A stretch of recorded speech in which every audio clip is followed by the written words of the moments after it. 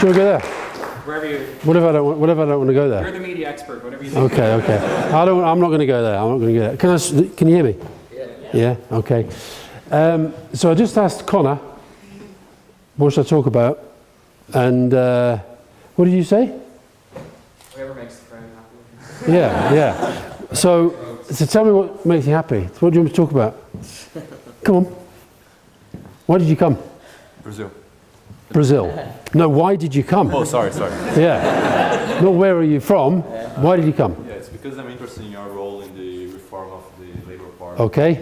All right, why did you come? Your time with Tony Blair when you were the director. Kind of the Okay, Simon, yeah. Why did you come?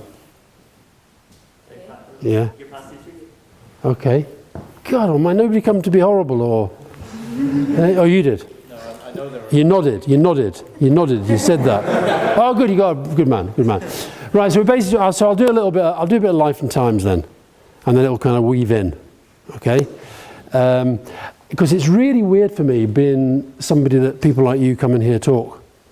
Because if you'd have said to me, I hate doing that thing when I was your age, right? But when I was your age, if you'd have said to me that one day you'd be kind of, students would want to hear you speak about your life and political parties would want you to go and help them and all the stuff that I now do, all that I'd write 11 books, you know, so why is that going to happen? What is there in my background that says that's going to happen? Because my dad was a vet. He was from the Hebrides in the west of Scotland. And he was the first of his family to move away from the island at all. And so I went to a very ordinary school in Leicester, whose football team is doing very, very well at the moment. But I do not support Leicester, I support Burnley. We're doing quite well in the lower division. And so I was just, I just never thought I'd do anything really kind of that. I was quite happy, I sort of liked my life and all that, but I just, if you just said to me I'd do all these things that I've done, I said, well, why is that going to happen? And the reason I start with that is I think it's really important that whatever you're thinking about doing, I do think that there's lots of difficulties in the world, there's lots of disadvantaged people and what have you, but if you do have opportunities to do stuff, then do it. And I just think that too many people sort of limit their horizons, and they limit their horizons for lots and lots of different reasons. They limit their horizons because they think they're not good enough, and actually, you know what, you find maybe you are. I started out in I went to university, I did languages, I went to Cambridge, I hated it. I developed a drink problem. I went into journalism, where in that era a drink problem was considered an asset. And it was actually, joking apart, it was one of the reasons I got hired, because at the interview panel, the people from the Mirror who were interviewing all the trainees, who wanted to be trainees, we ended up all going out on the RAS, and I promise you, they picked me because I was last man standing, and that's just the way it was. So I became a journalist, I really, really enjoyed it. Even that, I thought, this is a bit weird. Why am I doing this? But you know, now when I go and talk to journalists, to young journalists in journalism colleges and what have you, and they always say, you know, what piece of advice do you have for somebody starting out in journalism? And I always say, don't underestimate the guys above you, but don't overestimate them either. And I hope that doesn't sound arrogant, but I started on a local paper called the Tavistock Times. And so I start day one, and I look at the editor of the Tavistock Times, right, an editor, and I think, God, they must be so special to be the editor, right? And then after a few days, I think, do you know what, I could do that. I could do what they've just done, I could do that. And then when I got into the Daily Mirror, you think, oh my God, I'm on the Daily Mirror, a national newspaper, paper I've read all my life that I've always wanted to work on, and now I'm here.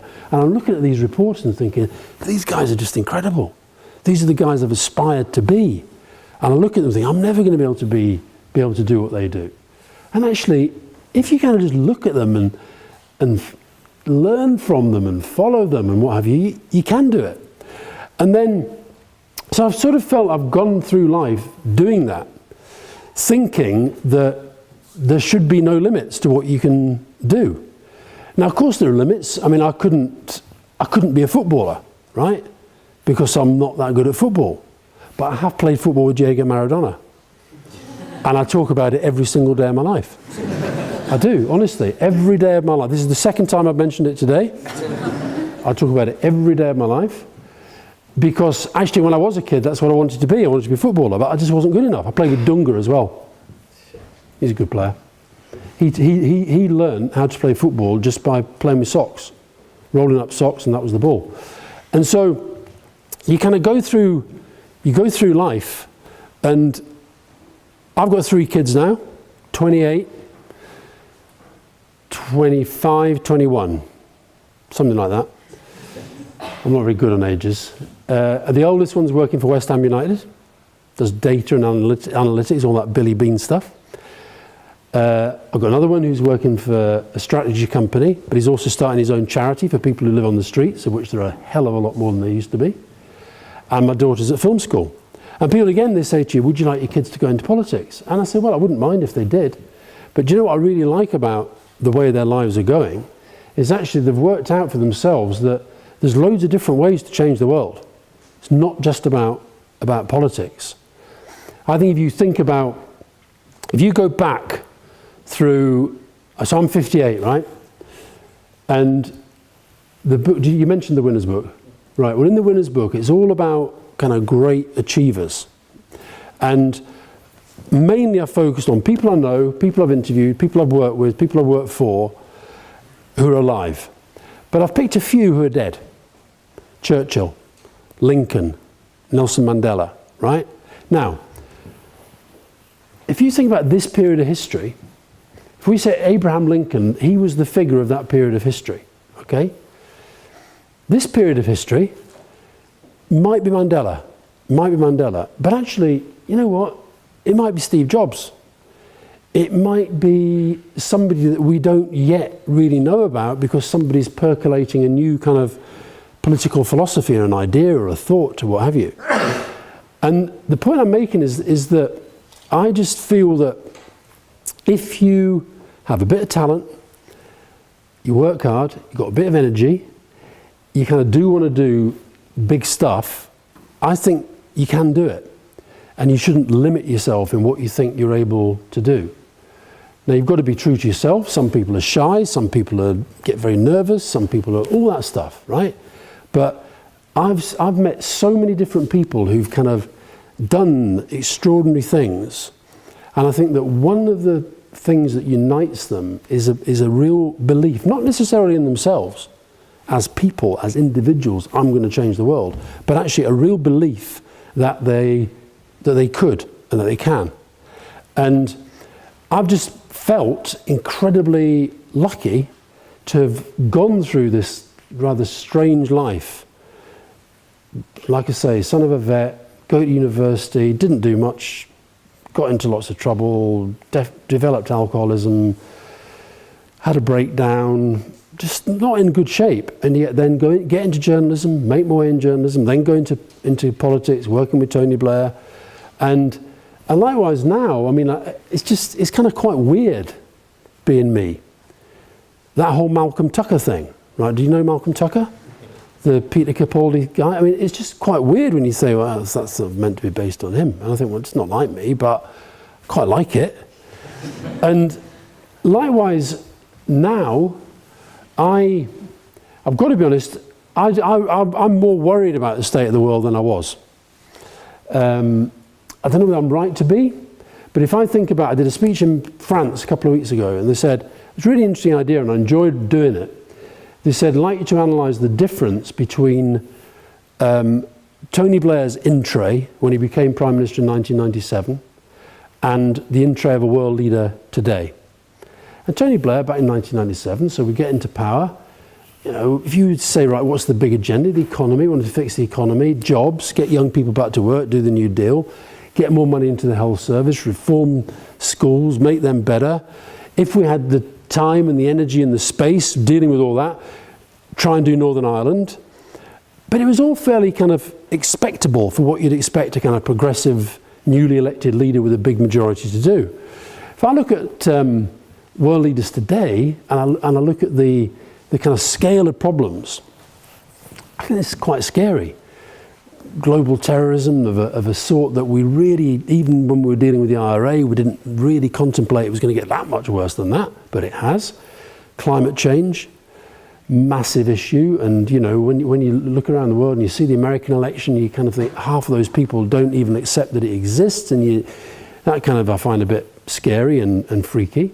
We've had one global financial crisis, and there might be another, because of the way the Chinese economy is going, and then the whole thing about inequality, which I think is becoming the defining issue of the next period, next generation of politics. The sense that the crash happened and the people who caused it, I think I'm right in saying one guy in America has gone to jail over that whole subprime thing. And yet millions and millions and millions of people around the world have paid the price in terms of, whether it's loss of jobs, loss of homes, cuts to public services, whatever it might be. And that sense that actually the rich are getting richer and the poor are getting poorer, I think that's kind of where a lot of political energy is going to go. And then the whole sense, I'm going on from here to Channel 4 to do a thing with Steve Hilton, who used to work for David Cameron, talking about whether politics as we know it is actually broken, whether politics can deliver the sort of changes that people want. And I don't know the answer.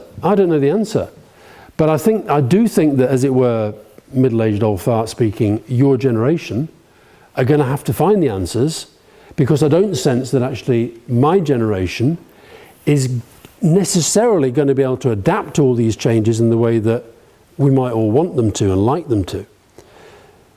You look at America now. You look at like the American president, okay, China may become a superpower in the same way, I don't know, but like American president, it's like a really, really, really big deal. And that country, still the richest country in the world, or I think they are going to get overtaken. Militarily, definitely the most powerful. Culturally, in many ways, very, very powerful. And you've got a situation where, okay, I can buy Hillary as president, no doubt about that. But the other party, Donald Trump. And I find it quite scary. I find that quite scary. And then I look at what's happening with us in relation. The reason I'm in Dublin, other than obviously to come here, is tomorrow I'm speaking at an IBEC conference on Brexit. And I worry about that. There you are. You think about, historically, Europe, a continent kind of defined by millions of people killing each other. And then out of those wars, the European Union comes. And okay, it's not perfect, but, my lifetime, relatively, Europe has been pretty peaceful, pretty prosperous. And now, for his own kind of, I think, tactical missteps, David Cameron's agreed to this referendum. I'm totally with him on the referendum. I think he's completely cocked up how we've got here. And, I hope we don't come out. But if we do, it has a big impact on you. And one of the points I'm going to make in this speech tomorrow to IBEC is, this has an impact on you. You don't have a vote, but you do have a say. You do have a say. Hands up here, anybody who doesn't know anybody who lives in the United Kingdom. Right, get on the phone. Get on the phone and you say to them, how you voted in the referendum. If they say they're staying in, thanks, you put the phone down. If they say they're coming out, you have an argument. I'll tell you what I think is really interesting about what's happening in politics at the moment. People don't believe newspapers like they used to, right? They might get influenced by them at the margins, but I'm amazed at how many people I meet these days who don't even read newspapers, and if they do, it's not because they're kind of consuming the politics, if you like. People don't believe politicians either in the same way. I wish they did, but they don't. And so you've got to ask, who do people believe? Because we have a very, very human belief, a human desire to believe. That's why people have faith in God and all that. I don't, but lots of people do. I believe in my football team. I believe in my kids. I want to believe in them. So who do we believe when we're having a big argument about, something as important as the future of Britain and whether it should be in or out of the European Union. And I think you've got to understand, to understand this and how it sort of shapes modern campaigning, you've got to understand why Facebook is such a big thing. The genius of Facebook is actually a really, really, really simple concept. It's the concept of the friend. It's who we believe each other. We believe our friends. We believe our family sometimes.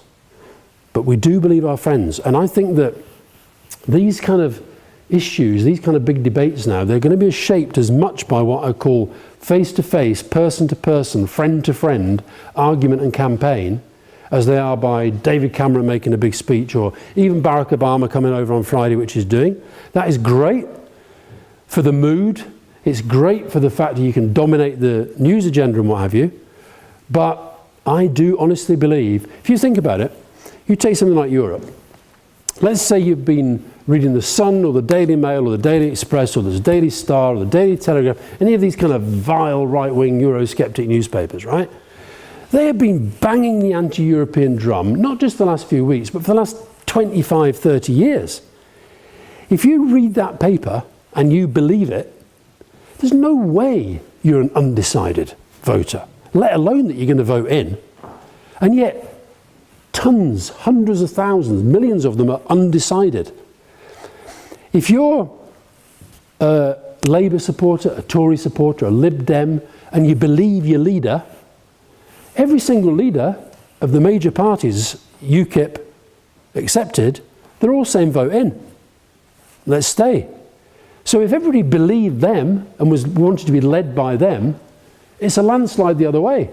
Newspapers saying this, the politicians saying this, and yet you've got this massive block of undecideds. Now, my point I'm making is you, individually, collectively, you can have an impact on that without having a vote. You know, in the Scottish referendum, one of the most powerful pieces of communication in the whole thing was when there was a whole series of events. The biggest one was in Trafalgar Square, but it was kind of please don't go. It was English people and Welsh people saying, please don't go. Can't remember if there was any in Northern Ireland. I think there must have been, but I can remember the ones in Wales, in Cardiff and in London. Please don't go. And I do think, with so many people undecided, you can have an impact. So I'm sort of asking you, please, try and do that. I've become obsessed about doing it. Partly because I wrote a piece in the Financial Times at the weekend and I said, this is how this new campaign is going to work.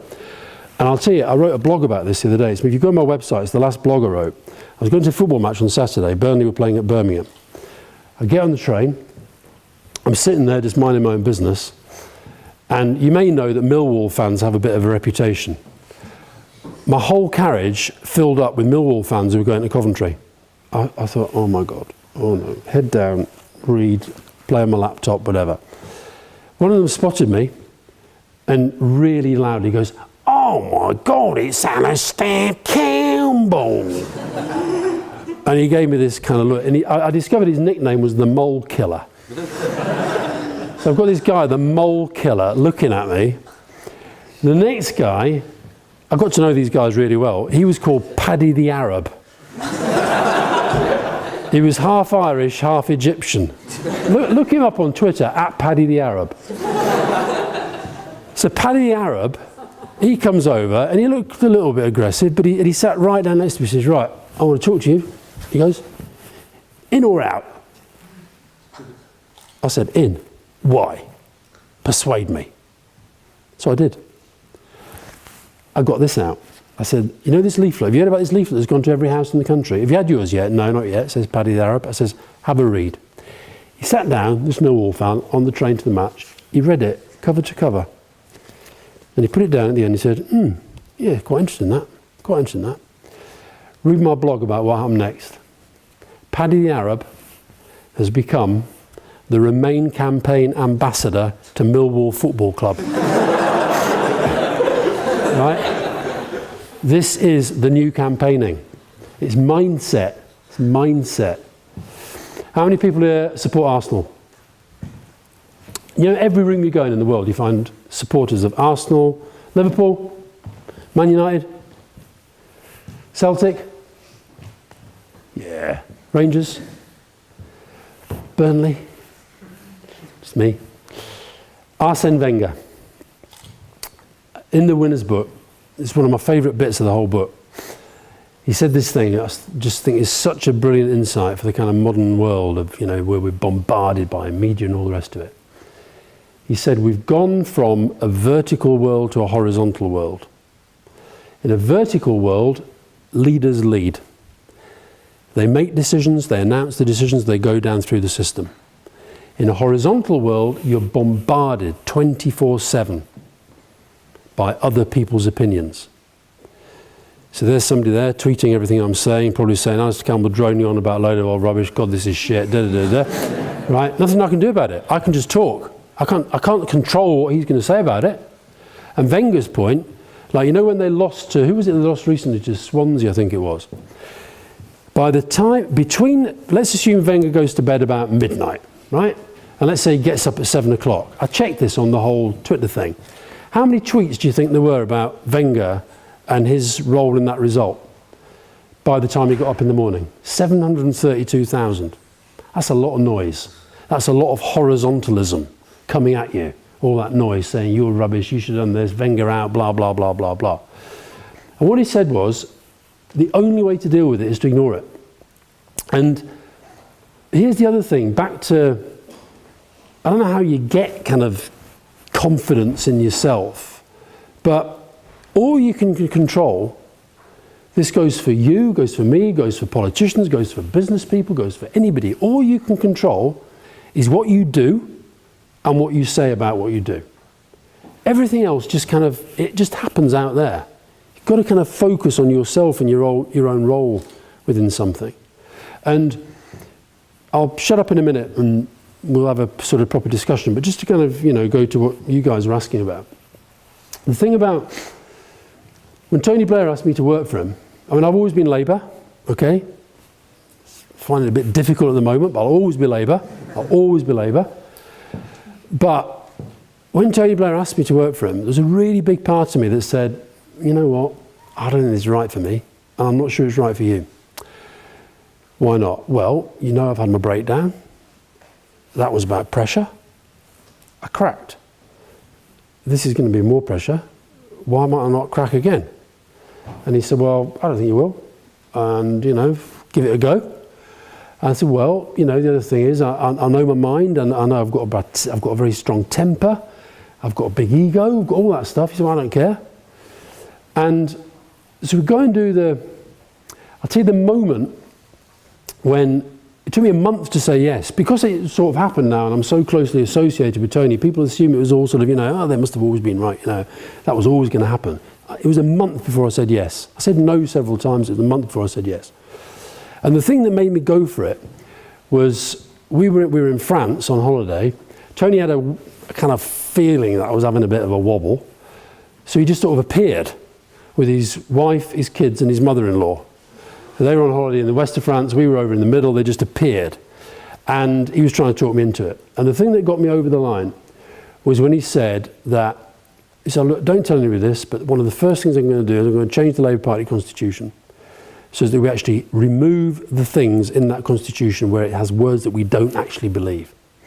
Now, it may sound archaic and arcane, right? But at the time, this is the whole thing about the old clause 4 in Labour's constitution. At the time, it was a massive thing. And what I liked about it was bold. And I think that the big, bold things are the ones you really got to try and do. So if I look back, we reformed the Labour Party because we've been losing election after election after election. And in a democracy, if you keep losing elections, there comes a point where you have to kind of listen to people and say, you're sort of saying we ought to change a bit. And so we had to do that. And the reform, New Labour, modernisation, was basically a way of saying, right, unless we change that, in opposition, we have to change the party as a way of showing the public that we're capable of change, that it fits within modern values that we really, really believe in, and then here's where we tell them we'll try and apply them to the world going forward if they elect us. And that's what happened. And along the way, good stuff, bad stuff, difficult times, easy times. I've got no doubt somebody will ask about Iraq. But for me, I've got to tell you, one of the reasons I do come back here so often, for me, one of the biggest parts of the whole thing was Northern Ireland. And I mean, your generation, you'll know about it, but I guess already, for a lot of you, it's history. It's a different world. But that was changed because we decided it was worth putting in the effort and the energy and all the late nights and all the flying around the place and all the rest of it. And I'll close on this before we open up. I always think it's interesting when you come into a public building like this. A few years ago, not that many years ago, if I was a smoker, which I used to be, and I was up here, and I lit up a cigarette, there might be loads of non-smokers in the room, but there's nothing you're going to do about it, because that was the culture then. Now, there'll be people here who smoke. It'll kill you, by the way, but, you know, the people here who smoke, none of you are thinking about lighting up a cigarette now. When you get in a car, all right, you might be thinking you want to, but you're not going to do it. When you get in a car, you put on a seatbelt. That's change. How many people here have seen the film Milk? You know the film Milk? Is it a good film? Brilliant film. The reason I love that film is about a gay rights campaigner. It starts with him being beaten up in the streets of San Francisco, because that's what happens to gay rights, people who are openly gay at that time in California. And it ends, he's on the steps of Congress, he's an elected representative, and he's just taken the first piece of gay rights legislation through successfully.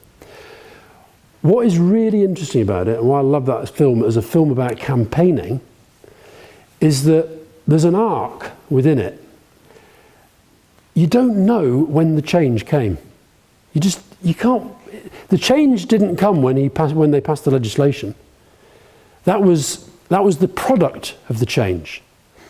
The change, when I mentioned the smoking thing, for example, that was actually your government, the Irish government, that did that first.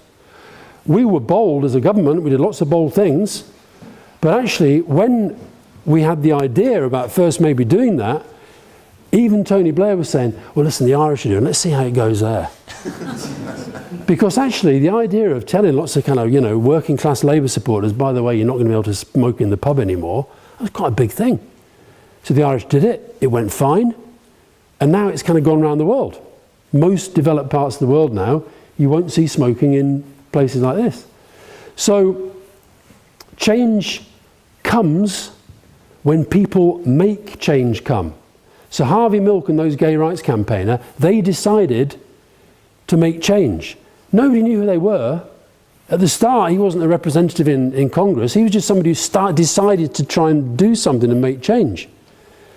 This idea that only politicians can make change, it's a nonsense. Anybody can make change if they decide to do it, if they care enough, if they decide that's what I'm going to get involved in. One of the things I do now, I'm an ambassador for a mental health campaign, Time to Change.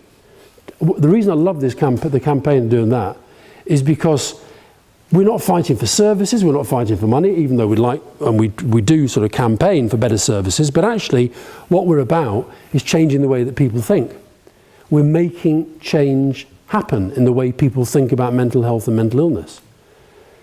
So whether it's poverty, inequality, climate change, whatever it might be, you can make change happen. You don't have to be a politician. It'd be great if some of you decide that you will become politicians. How many might? A few. That's okay, that's good. Yeah? No? Oh no. That was a big no, that was. So, yes, life is there to be enjoyed. Have a few drinks, you know, Snapchat, Instagram, all that stuff, fine. But actually, I reckon we all have within us the ability to do big, bold and wonderful things. And I think we should all go out and try and do them. Thank you very much. Okay, see ya.